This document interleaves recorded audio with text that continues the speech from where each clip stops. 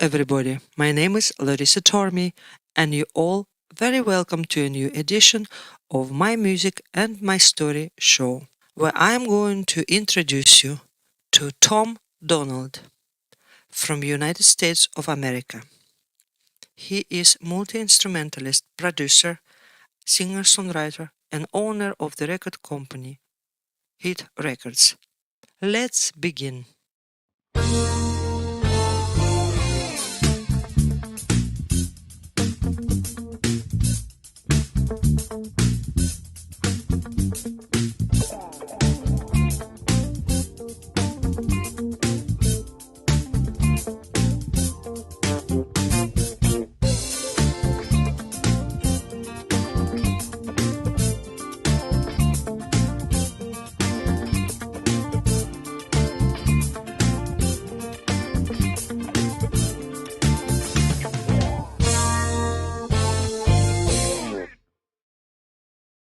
My name is Tom Donald, and my wife Mitzi Yim, and she's an important part of the equation.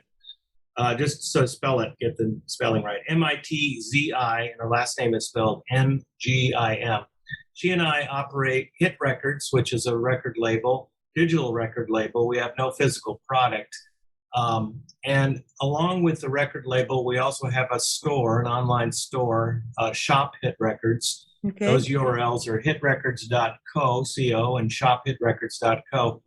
And it began as a platform for my own music. I'm a songwriter and a producer.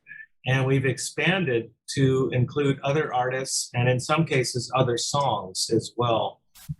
The intent was to showcase our own work. And now we've become a showcase for other people's work as well. And it's a pretty exciting endeavor. The record business has changed dramatically in the last 20 years, as everyone knows. We're no longer concerned with physical sales, but we are concerned with getting the music out there and most specifically, managing rights. That's really the core of the music business these days is the management of rights. And by rights, I mean copyrights. I don't mean to turn this into a treatise on copyright law, but it's important to note that there are two kinds of copyrights that apply to every song. One is for the composition, and one is for the master. It's also known as the sound recording copyright. Most people know that Bruce Springsteen and Stevie Nicks and Neil Young, etc., have recently sold their catalogs for large sums of money. And the reason that's happening is that music in some ways is like real estate. It can make you money while you're sleeping. And the issue, though, is Bruce Springsteen has innumerable songs that everyone knows. And if you're an unknown songwriter, it's a lot more difficult. So again, the purpose of Hit Records was to provide a platform, not only for me, but for others to get our songs and our compositions in the public eye so that we can move them forward.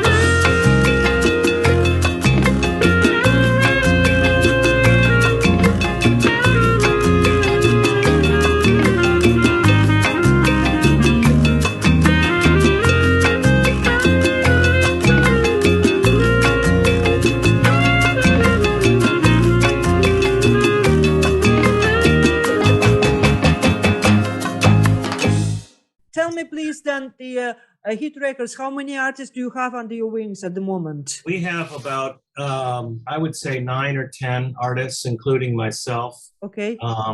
And then a few that we work with occasionally. I would say 9 or 10 on a fairly regular basis. Mm-hmm. What we've attempted to do is to release a new record every month. And that may, occasionally that may slip to every month and a half, but usually it's about every month. And, it's, as you know, because you're a musician and an act yourself, it's a lot of work to release a record. It's more than just calling up DistroKid and getting your stuff on Spotify. Yeah. There's video involved. There's promotion involved. There's a lot of boxes that need to be checked to make sure that the record is going to be as successful as it can be. Mm-hmm. But it's something I love to do. I'm also a working musician. I also play gigs, and I spend a lot of time on that as well. So, like you, it's a full life, and this is what I've chosen to do at this stage of my life. It's rewarding. And I'm happy. I'm a happy guy. So that's good. Tormey, tell me, please. I want to first, before we continue, where are you based territorially? Sorry, you asked that question, right? Hit Records and ShopHitRecords.co are based in San Francisco, California, USA. Okay. And it's a city that I lived in for probably almost 50 years now. Mm-hmm. And it's my home, although I've traveled extensively and been other places and enjoy traveling the world. But this is where I live, and this is what you see behind me is my studio. Super. All my little friends are around me. I've got my guitars and my basses and my piano behind me, and this is my. And Tom, coming back to you anyway, to very start of your life, of your career, when actually did you decide that you're a musician? What age were you, and what did you start to learn first? How did it start? I was 17 years old, and my sister had given up on an acoustic guitar, nylon string guitar. Mm-hmm. And it was about the time of the Beatles and the Rolling Stones. And I said, well, I kind of like to do that. That seems like more fun than anything else I'm doing. So I picked up the guitar and tried to play it. It wasn't very good. Then after a couple of years of college, I decided, well, there's a lot happening in San Francisco. I think I should go out there. So I did.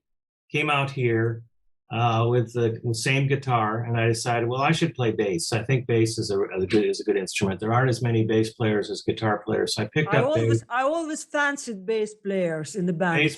Well, thank you, but bass players are often known for standing in the corner and being quiet. But they're all kind of mystical guy with the mystical. Well, I don't know. I'm never sure how mystical I was, but nonetheless, or am. But I played bass, and along the way, I picked up the guitar again, and also started playing piano.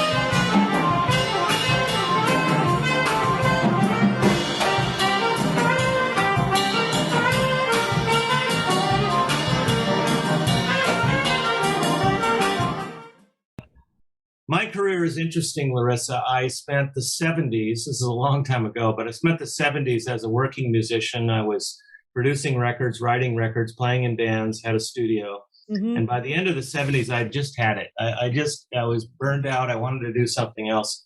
And I decided that I could become an ad man, an advertising person. So I did. I'd always been a writer, and I figured, well, I can write ads and commercials. So I did. And I spent the next 30 years, I'm 75 years old, just to put that on the table. I spent that's 30, young now, Tom. Yeah, that's young. Now. 75 is the new 60. That's it. I spent 30 years in advertising, but I never dropped my instruments. And also I used a lot of music in the commercials I used to do. I ended up as a film director. And then after 30 years, I decided, well, I should play music again because Mhm. I still write songs, I still play, et cetera, et cetera. So now, in the last 10 years or so, I've picked up my instruments. I have this studio. We have the record label, the store. Mitzi is as I said, a strong collaborator and contributor, and And is she collaborated in music or in the she management part collaborates of? on the video side. She does a lot of video, a lot of Okay. graphics. The design and execution of the websites Mhm. is her work. She's a videographer. She's a photographer, and also a model sometimes for the products in our store. Good. So yeah, that's my sort of short life history. But um, it's all kind of contributed toward today. I like to think that the songs and the compositions I write are a product of the last 75 years, not 75, but a lot of the last years. Because, Larissa, as an artist and as a writer, we can all we do as artists is hold up a mirror. All we're doing is mirroring what we're seeing. And the more we see, the more we can take in. Writers are often thought of as observers, and we simply mirror what we're seeing. Do you know what amazing is, Tom? I have a new release only out this morning, okay? This morning, Great. actually, on all the platforms. And the name of the release is Mirror, which is, my song is about that. I've often felt that. That's all we do. We're simply reflecting what we see.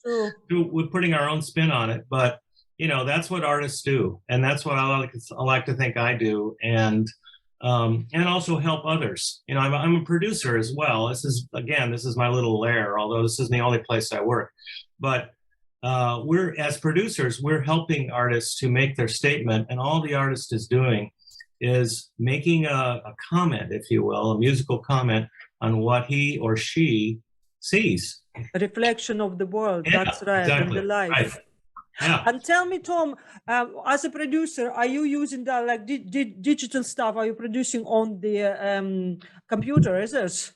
Yes, I am. I am an advocate of the program Logic Pro. A lot of people use Logic Pro. I like it. It started because the little brother, if you will, or little sister of Logic Pro is GarageBand, which comes on almost every Mac. Yeah. And when I didn't have Logic Pro, I started on GarageBand because it was free. And then I decided, no, I need to get up to the bigger one. So I did, and I learned it. And do you use them when you produce? Do you use the live musicians, or do you play yourself on the? That's a good question. You have some good questions, Larissa. The answer is these days I often work in sort of it's almost like painting by numbers. It's the way records are made these days. The pandemic notwithstanding, it's hard to have a live session with musicians because of the pandemic. Yeah. But even if we didn't have the pandemic, it's easier, I find these days, for me to, in this case, to establish the rhythm track, let's say, and maybe put down a scratch vocal, and then all the other contributors email in their parts. Yeah. And that seems to work really well. Yeah, it does. I'm in a band called the Jazzbos, which is my band, and we have a record out on Hit Records. And in that case, we all got together in the studio. This was before the pandemic, but I would imagine that we would do that again. That's modern jazz. That's not country. That's not pop. But this is the most efficient way to make records, I think, for what the kind of product that I'm making is what I just described. Everybody. Yeah.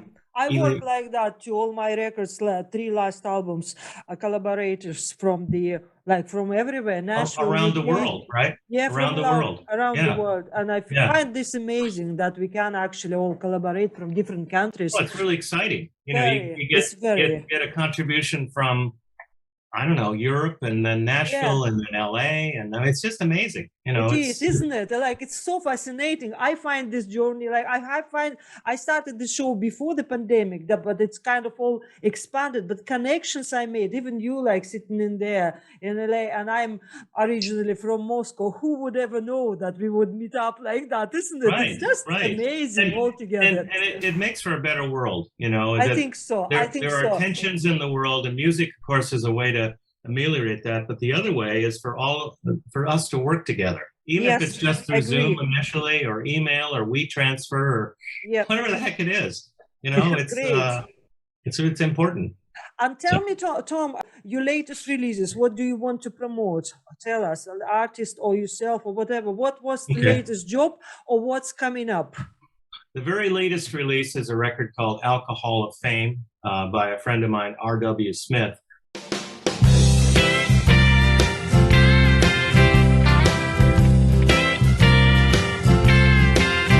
I was 12 steps from the podium when they called out my name.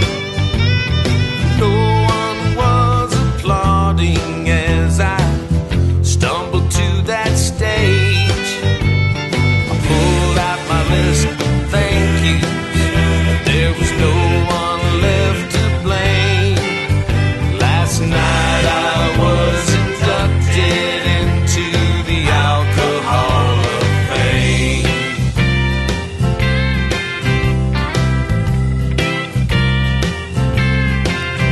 The Academy awarded me Best Actor for my part of a man who played stone sober while stone breaking hearts.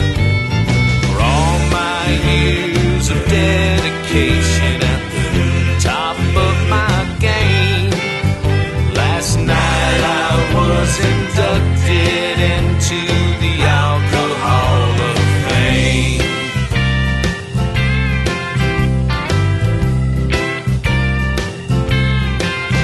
Last night I was inducted into the Alcohol of Fame.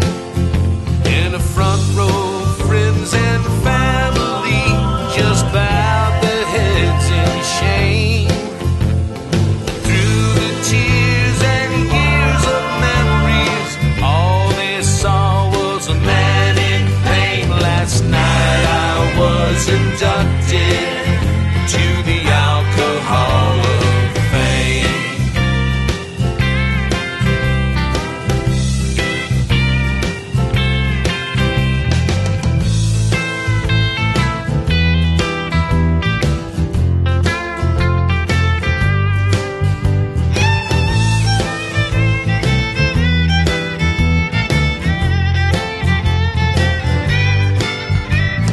Thought about playing a new role, but the words never seemed to change. Last night I was inducted into the Alcohol of Fame. I was inducted to the Alcohol of Fame.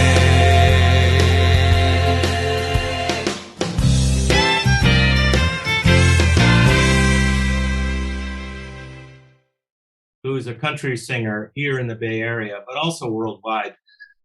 And he and I have probably 6 or 7 releases on hit records, but I like this one.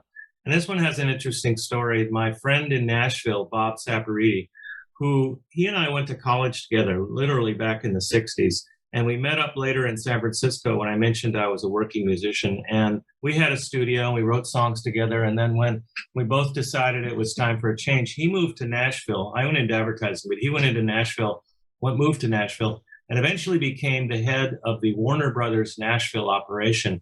And it was a big job. And he has since retired, but not really. He still writes songs and we write songs together. And this song, Alcohol of Fame, is one of those songs. The next record is actually going to be a song that I sang, another sort of kind of country song entitled Spend All My Days With You, which, you know, sounds like a song that I might have written for Mitzi. And in fact, it is a song about, it's kind of a romantic, it's sort of self-explanatory, I suppose. Nice. Spend All My Days With You.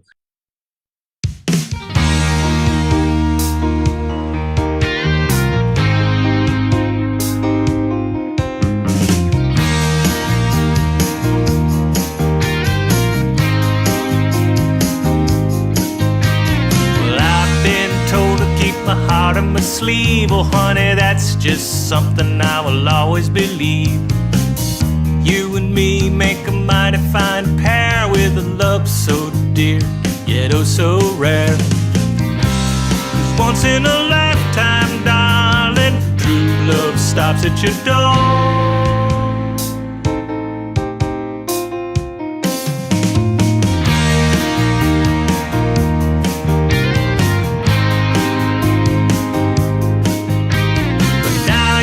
Talking like you wanna let go. Well, there's one thing, darling, I want you to know. Staying here for the long haul, baby. Right to the end, to the last call, baby. Once in a lifetime, darling, true love stops at your door.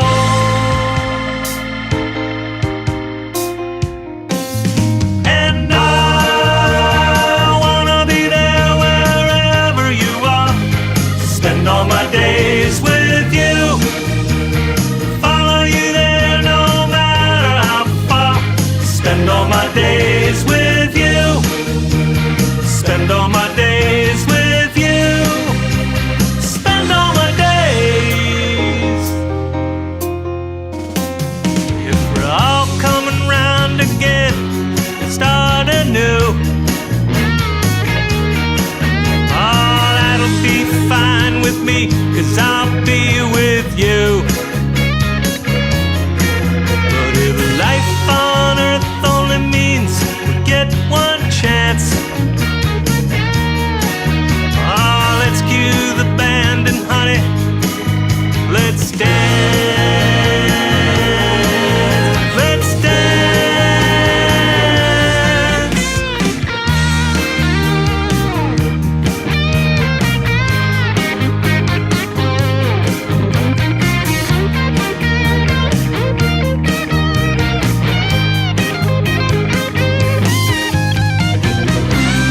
Once in a lifetime, darling, true love stops at your door.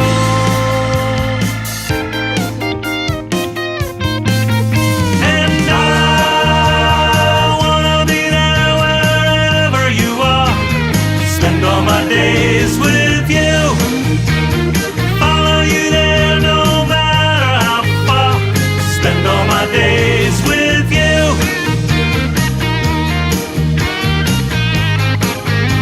spend all my days with you,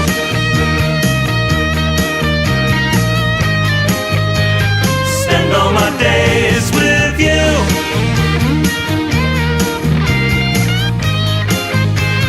spend all my days with you,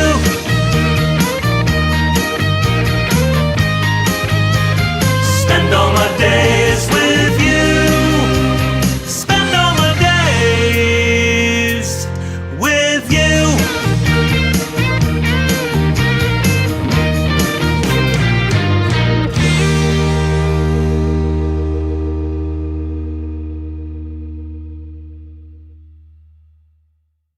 When Tom, when you writing your songs, what do you write first? Do you write lyrics or music first? How does it work with you as a process? A really good question. It happens a lot of different ways. I'll give you an example. Mitzi and I took a vacation recently to Hawaii, and she was nice enough to get me a portable keyboard to fit in my suitcase.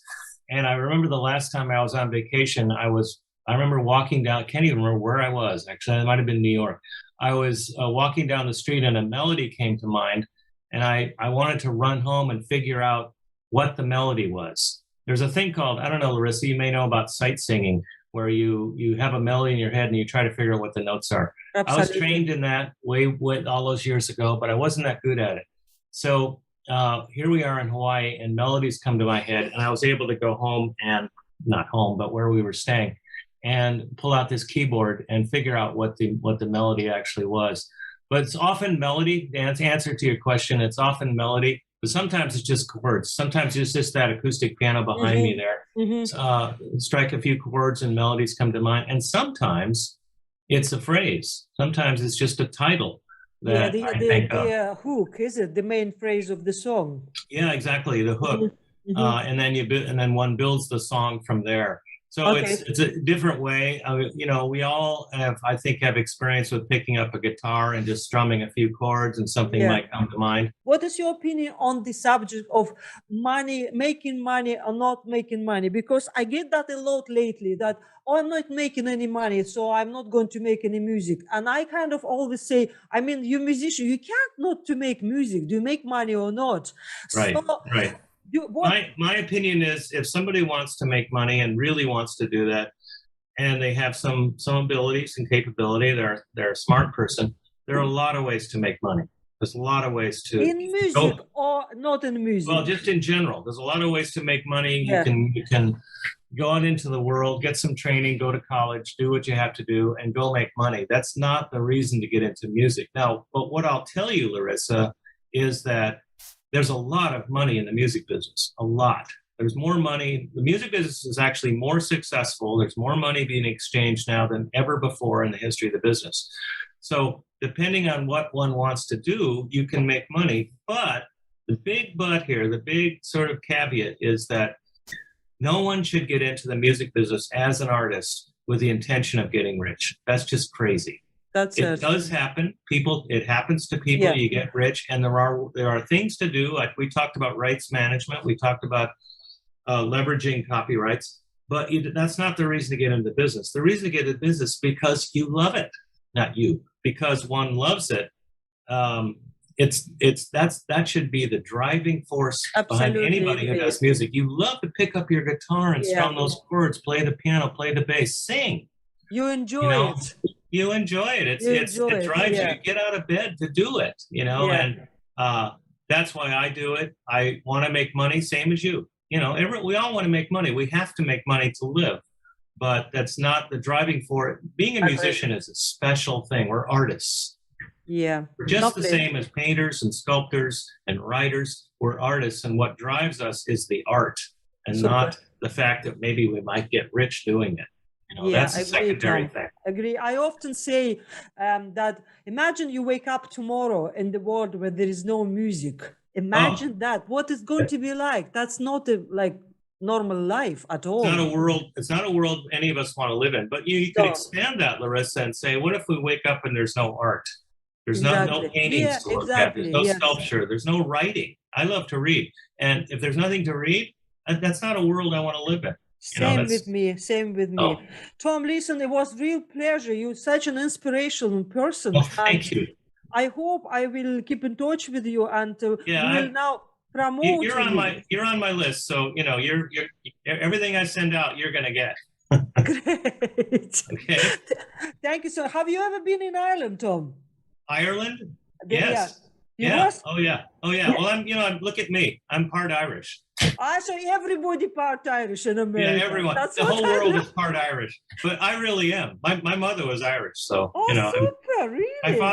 My father was Scottish and she was Irish. So look at this face. Yeah, that's Celtic roots. Anglo-Saxon. Okay. Tom, thank you so much for your time. Thank you. Thanks for the call. I will meet soon, very, very soon. I hope so. Take care, Larissa. Bye-bye.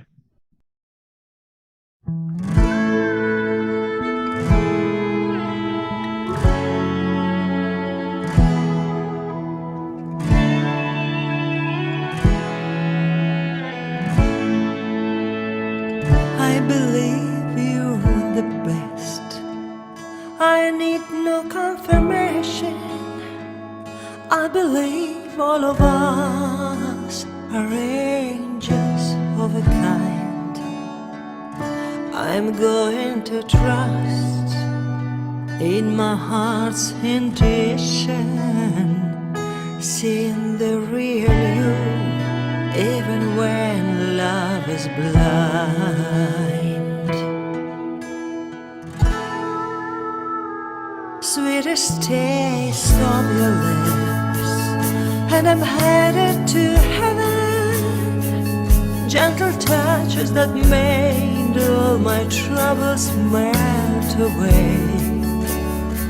Expecting only the good, I'm discovering slowly 'twas your angel that brought us together today.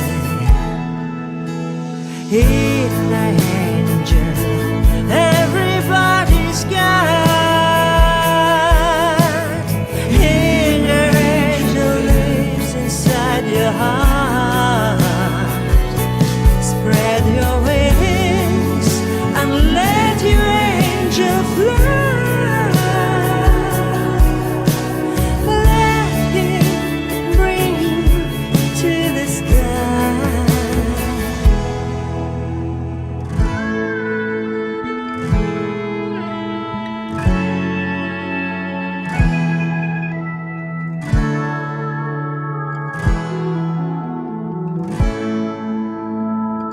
Life can instantly change, turning light into darkness. I'm learning to see the angels touch and fall. I believe you're the best, and I will keep on trying, giving all of my love to light and world. Here, angel, everybody's got. Inner angel lives inside your heart. Spread your wings and let your angel fly. Let him bring you to the